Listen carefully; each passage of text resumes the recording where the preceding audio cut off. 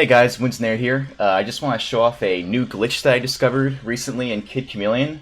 It's a type of wrong warp glitch that allows you to change the levels that telepads lead to. Uh, it's just as broken as it sounds, and it has a really elaborate setup. So I want to show you this kind of intro video here that shows you what exactly the power this glitch has. And we skipped all the setup required and whatnot, so we're just going to show what you can do with it.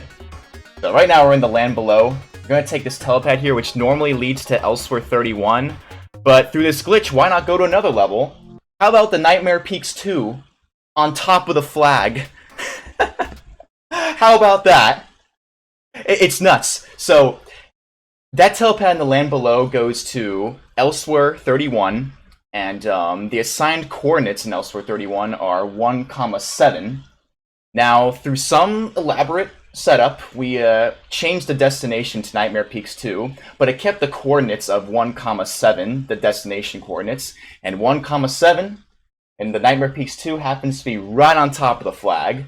So immediately, you guys could probably see how broken this is for, like, IL speedrunning records. Like, you can beat levels instantly, 1 second, that are, like, super long.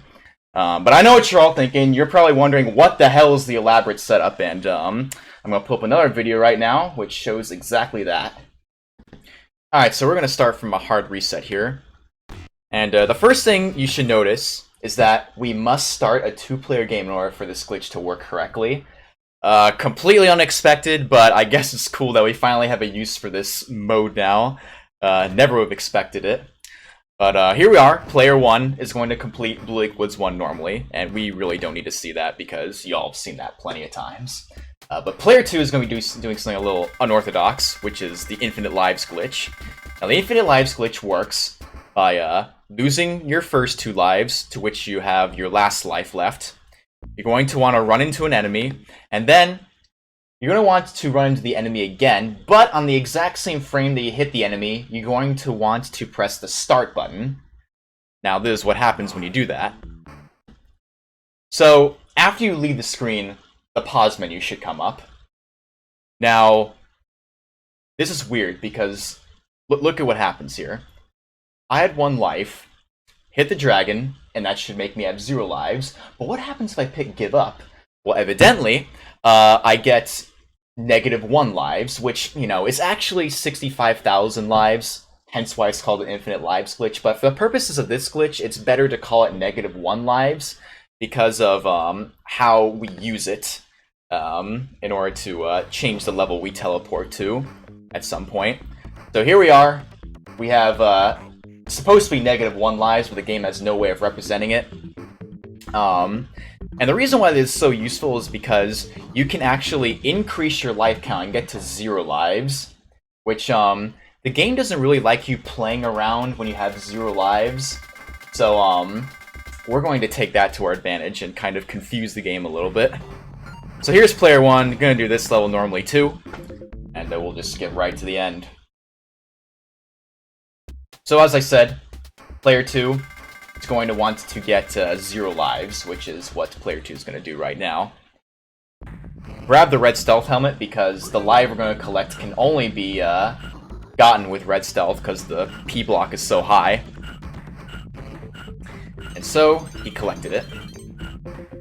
Now what's interesting about having 0 lives is that if you hit a flag or a telepad at 0 lives in single player mode, the game will dump you out to the title screen, or the Sega logo rather, just a soft reset, because it's like, hey, you have 0 lives, you can't be playing the game right now.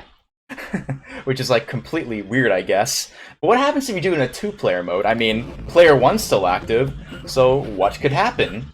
Oh, I wonder. Alright, there you go. There's the glitch. And that's how you do it, basically. So, I hit that telepad in Blue Lake Woods 2, and the telepad is supposed to lead to coordinates 1C, 08 in Blue Lake Woods 2. That would be what it is normally, but player 2 had 0 lives, so the game's like, okay, you can't be in the game anymore, so player 2 is completely whisked from existence, player 2 is not in the game anymore, basically had a game over. But instead the game's like, oh wait, you're going through a telepad, we need a player to put in. Oh, player 1's still going, but player 1's in high wire past 1, so what the game does is, okay, you're in high wire past 1, just put the coordinates that this telepad's supposed to go to, and you'll spawn there. So we spawned at coordinates 1C, 08 in high wire past 1, which is like over here. And so that's the top of the level, and the level's completely broken. And the great thing about this glitch is that there's so much more you can do with it than just with Blue Liquids 2 and high wire past 1. As you saw earlier, the Land Below and the Nightmare Peaks 2 was even more broken. Another example would be if player 2 is in Blizzard Mountain and takes a telepad there, player 1, if they're in Beneath the Twisted Hills, they will spawn 1 second away from the flag. And similarly, if player 2 is in Lion's Den and takes a second telepad, and player 1 is in Hills of Forever, player 1 will also spawn a second away from the flag again. So there's just so many options that you can do. It's almost endless, but not quite, because the rule of thumb is that as long as there's a telepad in the game that can go to or near to the coordinates that you desire, then you are go for breaking that level. As I said, so much potential for this glitch. Two unfortunate things to note, though. Unfortunately, there is really no use for full game speedrunning. This video I've been showing you is actually the best use that I've found for the task, and unfortunately it's a 20-second loss. So I'm really into that, but unfortunately really can't find anything that's useful. Another thing is that this glitch can only be done once per playthrough, because it involves the death of player 2. So that's it for this video. I hope my explanation was sufficient and also good enough to where you guys might be able to go out and find new creative broken ways to beat levels yourselves. It's going to be amazing finding out the full potential of this glitch, you know? And also, if you have high scoring in mind, either full game or IL high scoring, I actually have a separate video for that. It's part 2.